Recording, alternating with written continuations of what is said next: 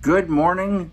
It's January 6, 2021, and it's a Wednesday. Here in LA, mostly clear with a few clouds. A pretty good little breeze blowing right now. 50 degrees Fahrenheit, around 10 Celsius. This morning, I was once again thinking about the group The Platters, and from 1955, The Great Pretender by The Platters. Should be going up to around 71 degrees Fahrenheit this afternoon, 22 Celsius, and it looks like there will be some clouds, but mostly blue skies and golden sunshine pretty much all along the way. Everyone, have a great day. Yes, I'm the great pretender. Pretending that I'm doing well. My need is such, I pretend too much. I'm lonely, but no one can tell. Oh, yes. Ideological subversion is the slow process which we call either ideological subversion or active measures, активные мероприятия in the language of the KGB, or psychological warfare. What it basically means is to change the perception of reality of every American to such an extent that despite of the abundance of information, no one is able to come to sensible conclusions in the interests of defending themselves, their families, their community, and their country. It's a great brainwashing process which goes very slow. What's the stance of the astral gods right now with respect to us and our planet? What in God's name is going down right now?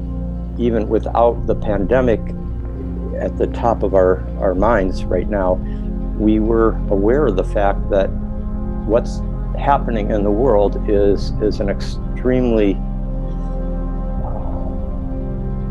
dramatic situation, which, in a way, all of human history, the entire Earth history is in some ways in the balance. But if I were to try to sum up in a single sentence the current moment, taking in the convergence of these four planets working together and the archetypal energies that they reflect, I would basically say that this is a time in which there are volcanically intense evolutionary pressures for the radical reconfiguration of all life structures. Confronting mortality, Saturn-Pluto, confronting mortality on a large scale, the atmosphere of doom, apocalyptic anxieties.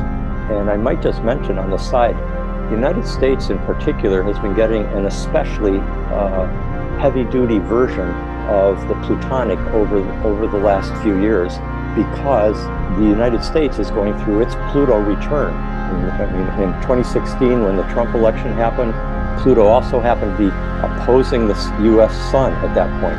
And I mean, it's just like the jaws of Hades, in some sense, opened up and pulled the soul of America, Persephone, into the depths of the underworld.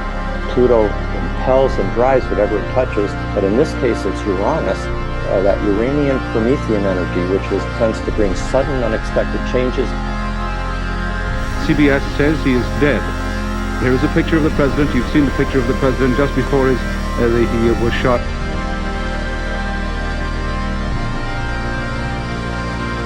Emerging technologies are fundamentally altering the character of warfare. Wars will be fought not just on land and sea, as they have for thousands of years, or in the air, as they have for the past century, but also in outer space and cyberspace in unprecedented ways.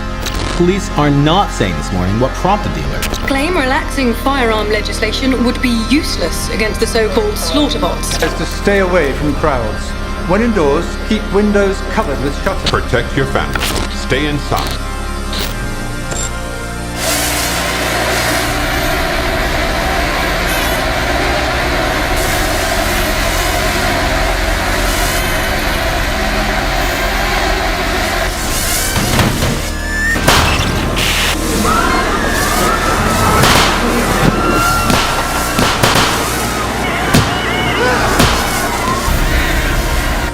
authorities are still struggling to make sense of an attack on university campuses worldwide, which targeted some students and not others. The search for a motive is apparently turning to social media, and a video shared by the victims exposing corruption at the height. But it's far from surprising. The weapons took away the expense, danger, and risk of waging war. And now we can't afford to challenge anyone, really. It's not even the smallest fringe group or crank. Dumb weapons drop where you point them. Smart weapons consume data.